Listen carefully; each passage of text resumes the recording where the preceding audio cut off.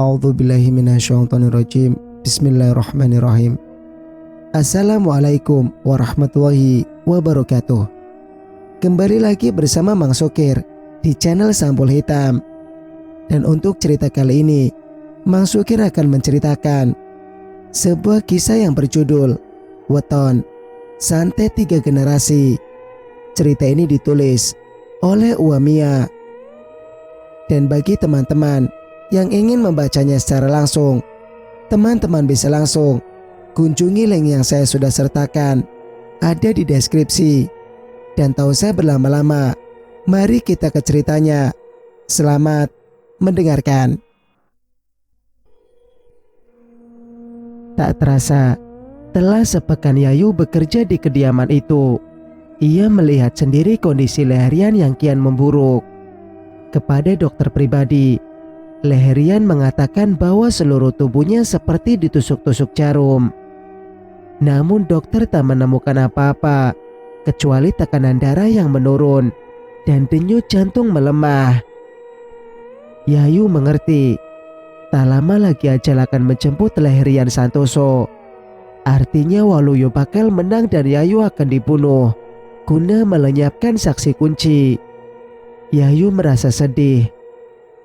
Hampir setiap malam tak bisa tidur. Ia mulai berpikir bagaimana caranya melarikan diri.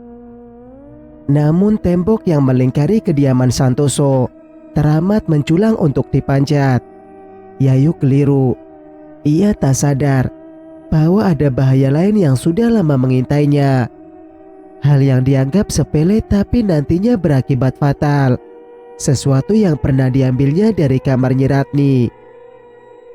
6 bulan kemudian, setelah menjalani penderitaan panjang, Leherian Santoso akhirnya meninggal dunia. Jasadnya kurus kering dengan kulit menghitam legam.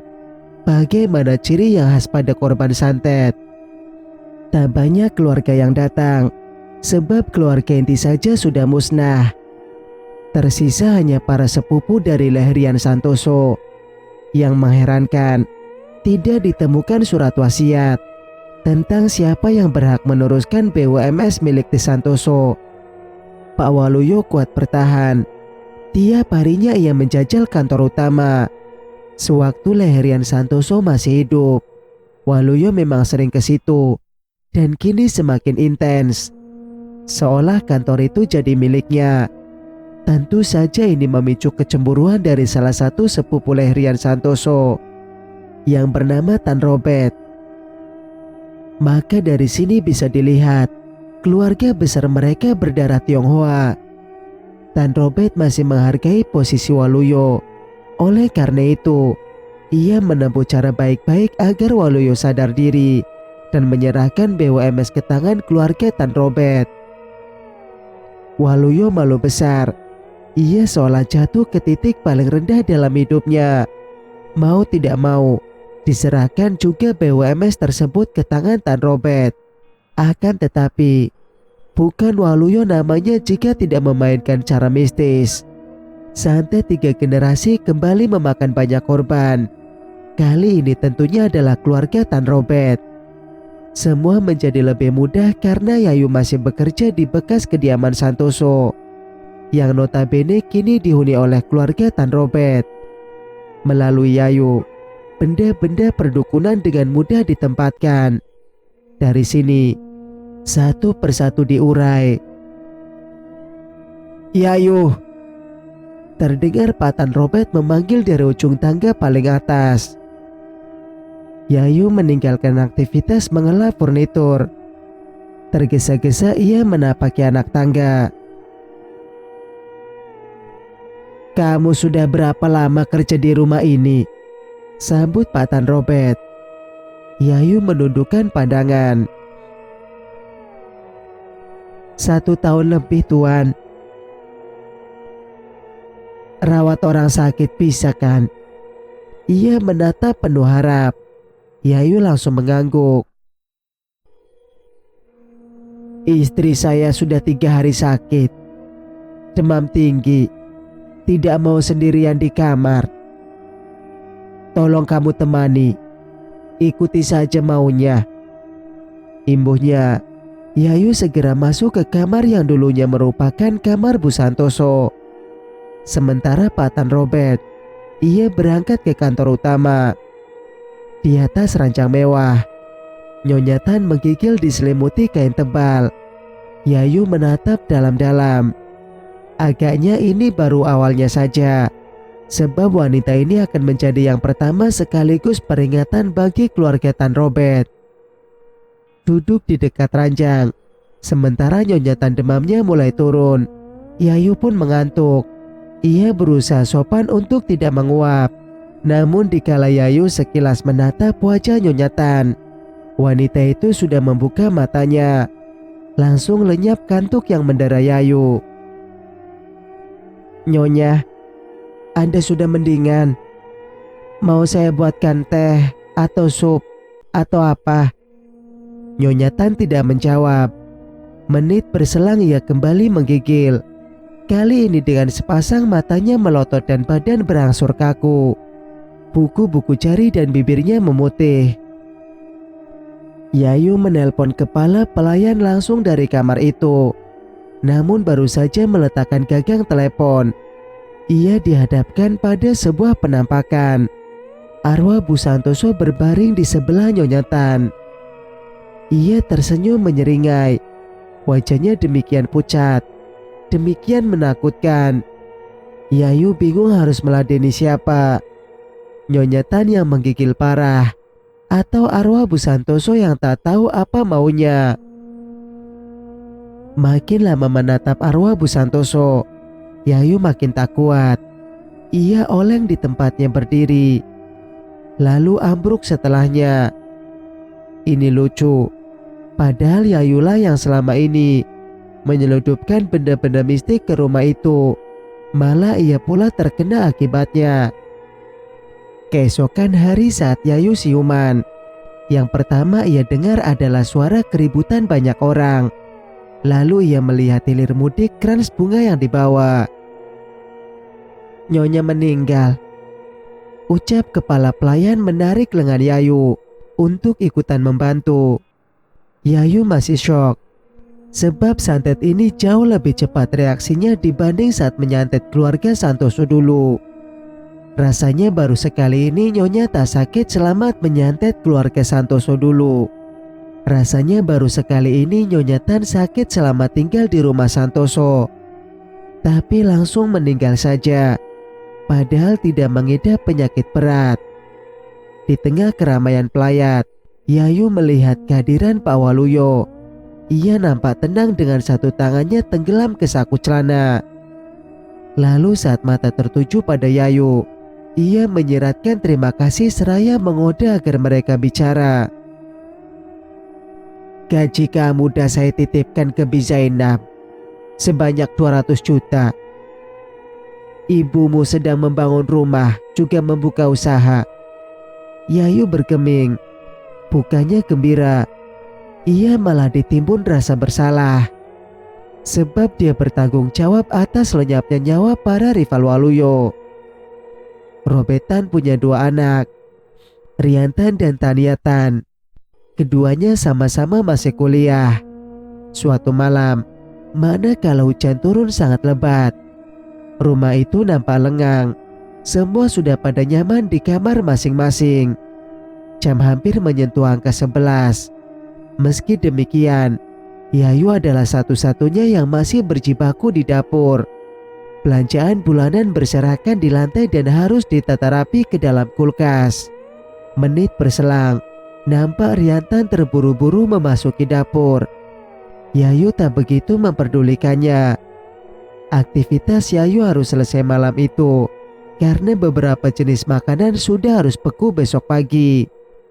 Terdengar keran diputar oleh Rian. Yayu menoleh.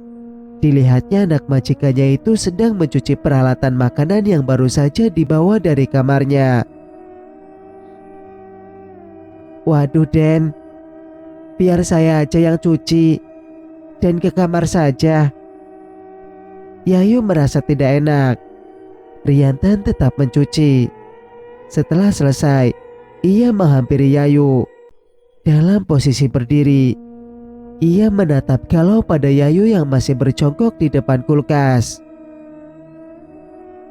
"Aden kenapa?" Sejenak Yayu mendelik. Entah mengapa ia merasa anak majikannya itu sedang tidak baik-baik saja. "Menurut kamu, hantu itu ada gak sih?" Pertanyaan yang tidak biasa dilontarkan Rian. Sepasang matanya gelagapan, seakan baru saja mengalami gangguan makhluk halus. Yayu mengedarkan pandangan ke sepenjuru dapur. Sesudahnya barulah ia menatap miris pada Rian. "Yang halus-halus itu memang ada, Den. Mereka hidup berdampingan sama kita. Apa Dan Rian diganggu?" tanya Yayu datar. "Diganggu sama yang rambutnya panjang atau sama laki-laki gagah berwajah pucat?" Rian melongo. Matanya yang sudah sipit semakin sipit. Pembantu ini pasti telah terbiasa dengan hantu-hantu dalam rumah ini. Demikian Rian menduga. "Kalau perempuan berambut panjang itu gak bahaya. Yang bahaya hanyalah laki-laki berwajah pucat," imbuh Yayu. "Tahu dari mana?" selidik Rian. Yayu terkekeh. Rian mulai sadar. Ada yang tak biasa dari cara Yayu tertawa. Bau badan perempuan itu pun sangat wangi, membuat Rian merasa pusing. Sehingga ia segera meninggalkan dapur. Pagi harinya, Rian hendak berangkat ke kampus. Dilihatnya Yayu sedang mengepel di bawah tangga. "Semalam kamu sampai jam berapa di dapur?" tanyanya. "Dapur?" dahi Yayu berkerut. "Maaf Den, semalam saya di kamar aja, sama sekali gak pergi ke dapur." Merinding sekujur tubuh Rian. Dicermatinya wajah Yayu yang masih terpaku di bawah tangga. Tak ada gurat kebohongan di sana. "Lalu yang semalam menata isi kulkas siapa?" Rian melangkah turun. Kini posisinya tak begitu berjarak dengan Yayu. Yayu yang tangannya masih memegang alat pengepel terlihat makin bingung. "Isi kulkas sudah selesai saya tata dari jam 5 sore, Den." Rian memijit kening. Sungguh tak masuk di akal. Lagi-lagi ia meninggalkan Yayu begitu saja. Baru ia sadar, ternyata Yayu tak berbau wangi seperti Yayu yang semalam. Rian berusaha melupakan keganjilan tersebut. Ia membuka pintu mobil dan segera duduk di balik kemudi. Namun saat baru saja memutar kunci, mendadak seisi mobil dipenuhi wewangian menyengat. Jenisnya sama persis dengan wangi yang berasal dari tubuh Yayu semalam. Rian menekuk liur, merinding bulu-bulu tangannya yang lagi merangkul setir. Tak menunggu lama, ia keluar dari mobil dan memanggil security untuk memeriksa. "Kosong Den, gak ada siapa-siapa," tugas si security. Usai beberapa saat membombardir isi mobil. Meski demikian, tak dipungkiri bahwa si security mencium wangi yang dimaksud. "Dicuci aja mobilnya.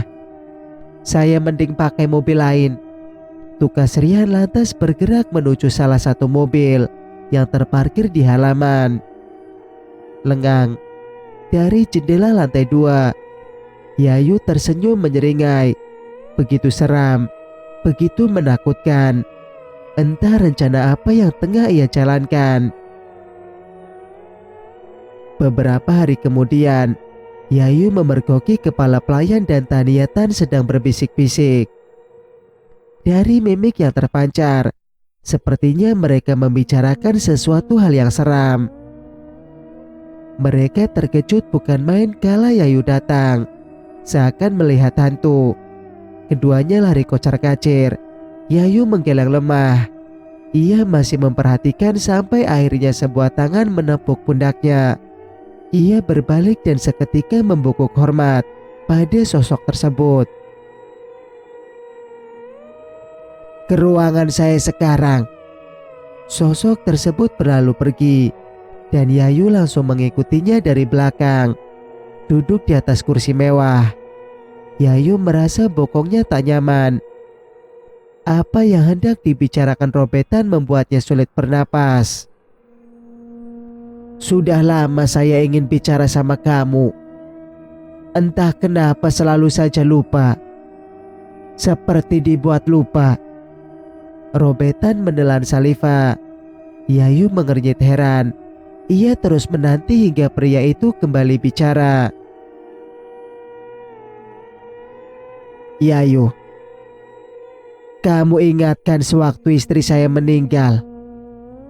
Kamu itu posisinya pingsan di kamar yang sama." "Benar, Tuan. Waktu itu Tuan sendiri yang menyuruh saya menjaga nyonya yang sakit." "Itu dia, Yayu. Makanya saya penasaran. Apa yang sebenarnya terjadi waktu itu?" Robetan sepasang matanya tak berkedip dari menatap Yayu. Yang ditatap jadi gelagapan. Meski demikian, Yayu masih mengingat dengan baik perkara itu. Ia lantas menceritakan bagaimana dirinya melihat arwah Bu Santoso berbaring di samping Nyonya Tan hingga membuatnya ketakutan kemudian pingsan. Robetan bergidik ngeri, pikirannya mengawang-awang. Pada saat itulah tangan kiri Yayu terulur ke bawah meja. Ia menyelipkan guna-guna ke salah satu siku meja. "Terus terang saja, hampir semua orang di rumah ini mencurigai kamu," ucap Robetan dengan nada hati-hati. Yayu tercekat. Ia merasa waktu seolah berhenti di situ. "Tapi ternyata kamu juga digangguin hantu. Berarti rumah inilah yang berhantu. Bukan kamu hantunya." Yayu sedikit lega, namun ia tak terima bila dirinya disangka hantu. "Waduh, saya ini manusia tulen. Cubit saja tangan saya kalau Tuan gak percaya." Yayu menjulurkan tangannya ke hadapan Robetan. Akan tetapi pria itu menolak halus. "Singkat cerita, ke kamar aja, istirahat. Kamu pasti kecapean." Menjelang jam 6 sore, atau yang sering disebut suruh pertama, waktu peralihan, Yayu diserang kantuk berat. Beberapa kali kepala pelayan memergoki ia menguap. Yayu tak langsung menjawab. Kedua tangannya disemangat-semangatkan untuk mengupas kentang. Padahal sekujur tubuhnya ingin istirahat total.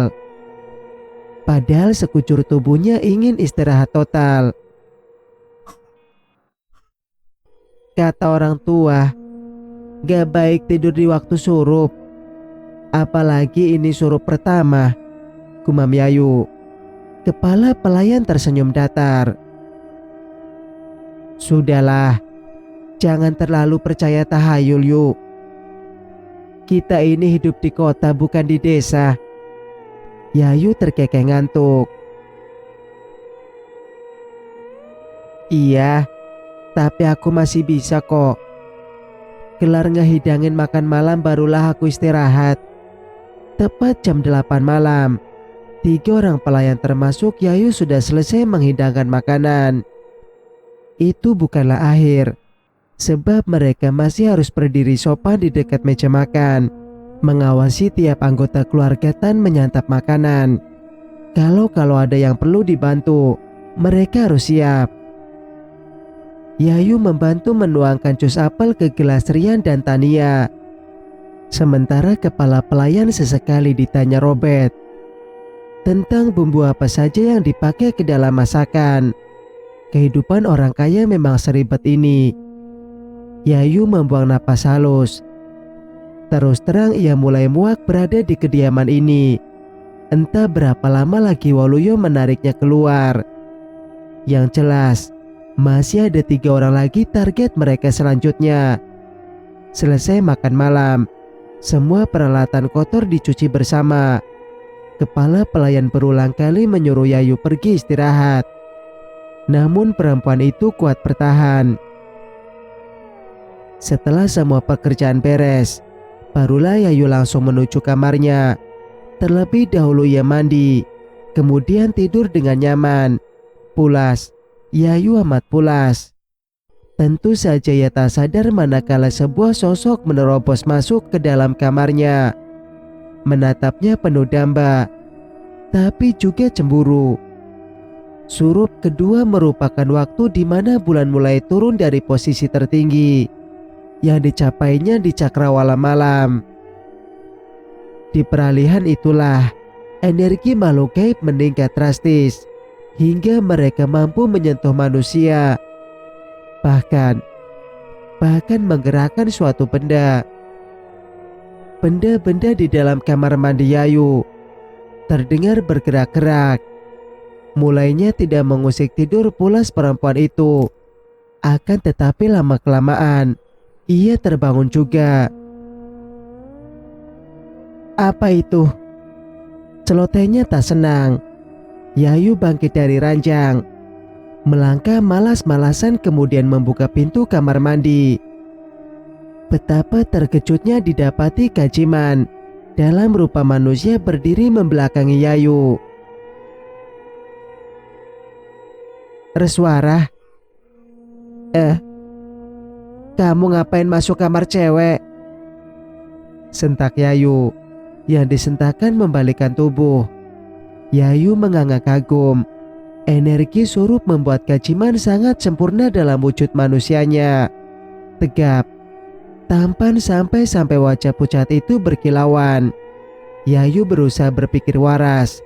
Bagaimana juga Kajiman hanyalah jin yang lihai bermanifestasi. Lama kita gak berjumpa Yayu. Kajiman tersenyum hangat. Kamu sekarang betah di sini. Yayu keluar dari kamar mandi lantas merebahkan bokong di ujung ranjang. Rumangsamu. Kajiman terkekeh pelan. Sorot cemberut terlihat di matanya, namun ia menyembunyikan itu dari Yayu. Kurasa gak buruk amat bekerja di rumah ini. Apalagi kamu mulai dekat sama Rian. Ketus Kajiman. Ia memalingkan wajah ke arah lain. Yayu memicing. Maksudmu apa? Kalau bicara jangan sembarangan. Kajiman menunduk. Aku mungkin salah paham Yu, tapi bocah itu akan segera menerima akibatnya. Akibat apa? Yayu marah. Aku lo gak pernah deket sama anak majikan. Ia membalas ucapan Kajiman yang terkesan labil.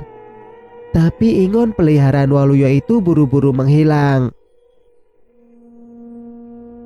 Pagi harinya, Yayu merasa sangat gelisah.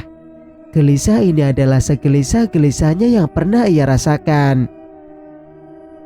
Ada seberkas kesedihan saat dirinya memperhatikan Rian yang sedang sibuk menata isi ransel di ruang keluarga. Terdengar Rian meminta izin pada ayahnya untuk ikut study tour keluar kota. Yayu meremas ujung baju. Ia tahu betul bahwa ini belum saatnya. Malah masih jauh dari waktu yang ditentukan Waluyo. Sementara itu, tak seorang pun bisa menghentikan Kajiman bila makhluk itu serius pada ucapannya. Hei, dibantu dong, ujar Tania mengagetkan lamunan Yayu. Susah payah gadis itu menenteng ransel. Yayu segera membantu seraya bertanya serius. Non Tania ikut study tour juga. Kalau iya kenapa? Kalau iya kenapa? Wajah kamu kopias gitu. Celoteh Tania yang karakternya memang tidak sehalus Rian. Yang karakternya memang tidak sehalus Rian. Yayu tak lagi bicara. Ia memilih membawakan ransel Tania ke dalam mobil, di mana Rian sedang memanaskan mesin. Di belakang Yayu, isi kepala pelayan mencoba menasihati Tania. Dia adalah satu-satunya ART yang akrab dengan keluarga bos baru. Non, semalam saya mimpinya nggak bagus. Batalin aja study tournya. Tania cuek. Ia sibuk memakai sepatu sneaker berikut mengikat talinya. Non. Halah, mimpi cuma bunga tidur. Lagian semua mahasiswa diwajibkan ikut. Ini promo utama di kampus.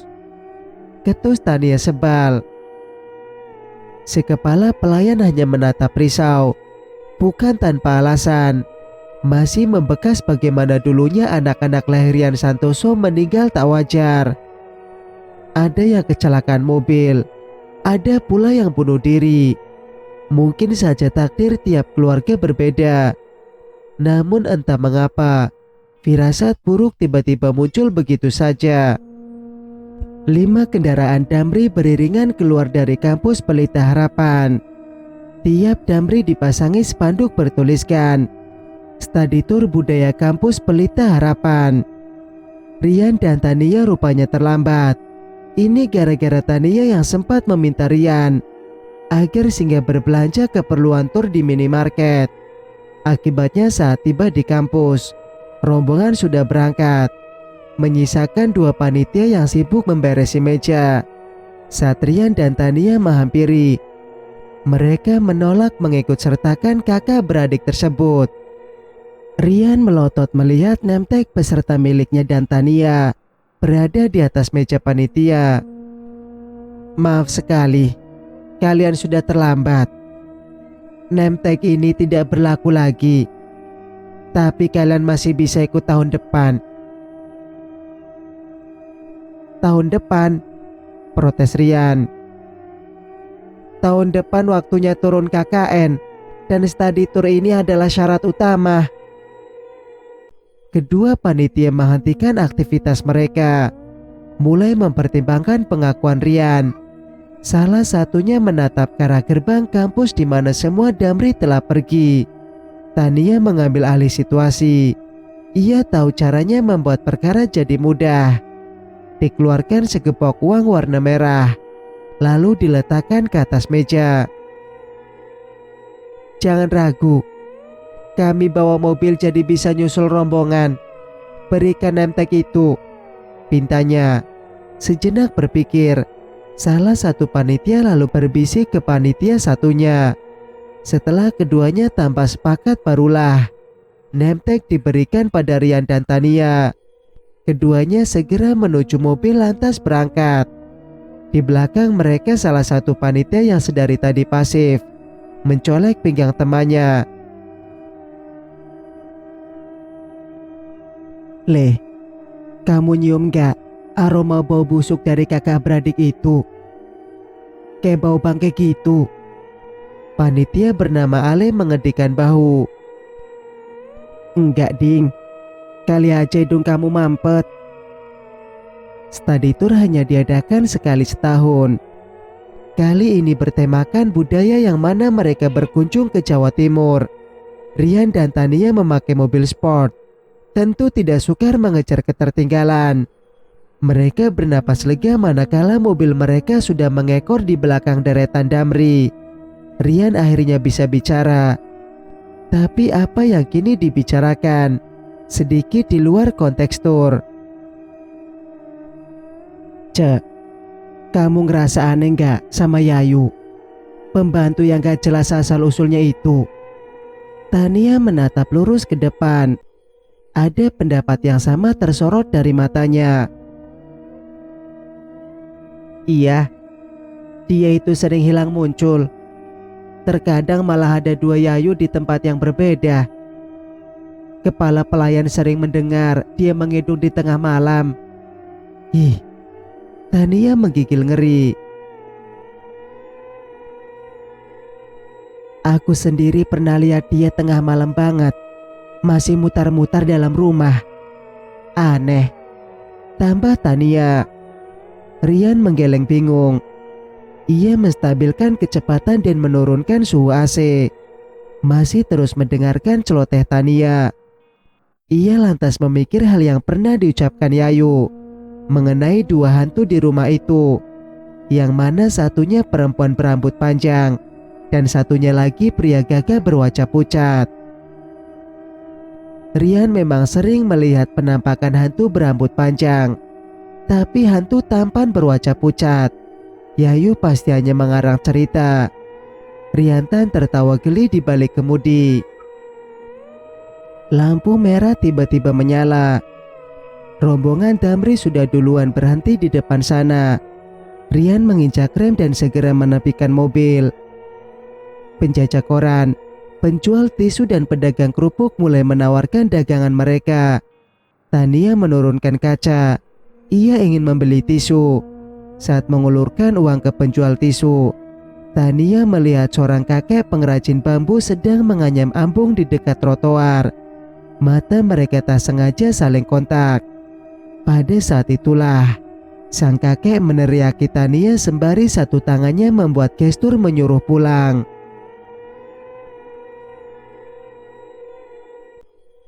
Cerita pun bersambung. Jika kalian suka dengan ceritanya, jangan lupa untuk like, komen, dan subscribe channel ini agar bisa mendengarkan cerita-cerita berikutnya. Wassalamualaikum warahmatullahi wabarakatuh.